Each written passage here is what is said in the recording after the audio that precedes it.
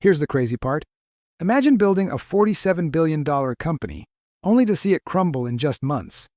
That's the shocking story of WeWork, a tale of ambition, hype, and spectacular failure that rocked Silicon Valley and left investors reeling. It all started with a revolutionary idea. WeWork promised to transform the way we work: flexible co-working spaces, vibrant communities, and a mission to elevate the world's consciousness. Sounds pretty good, right?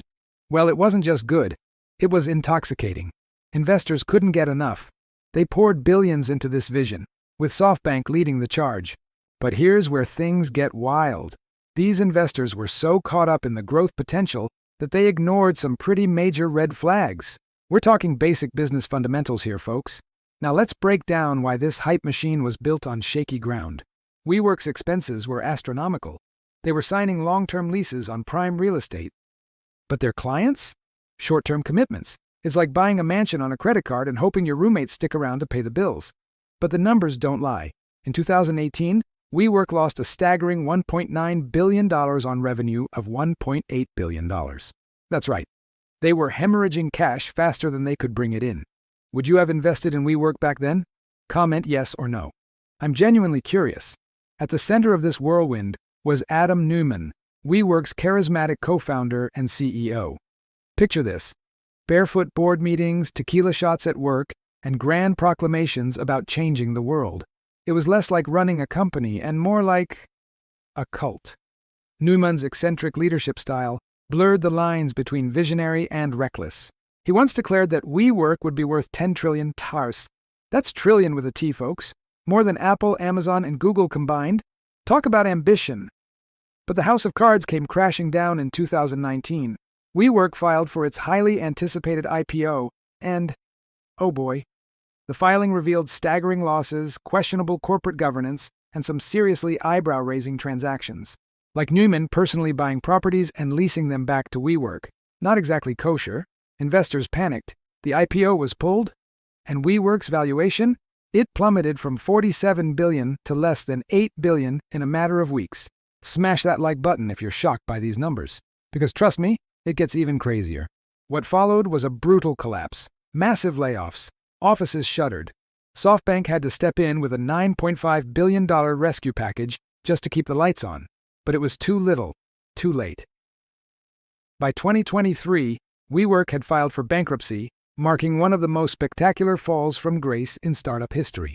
So, what can we learn from this $47 billion disaster? First and foremost, growth does not equal profitability. WeWork was expanding at a breakneck pace, but they were losing money on every new location they opened. It's like digging yourself into a deeper hole and calling it progress. Lesson number 2. Corporate governance matters. A lot. WeWork's board gave Neumann way too much power and way too little oversight.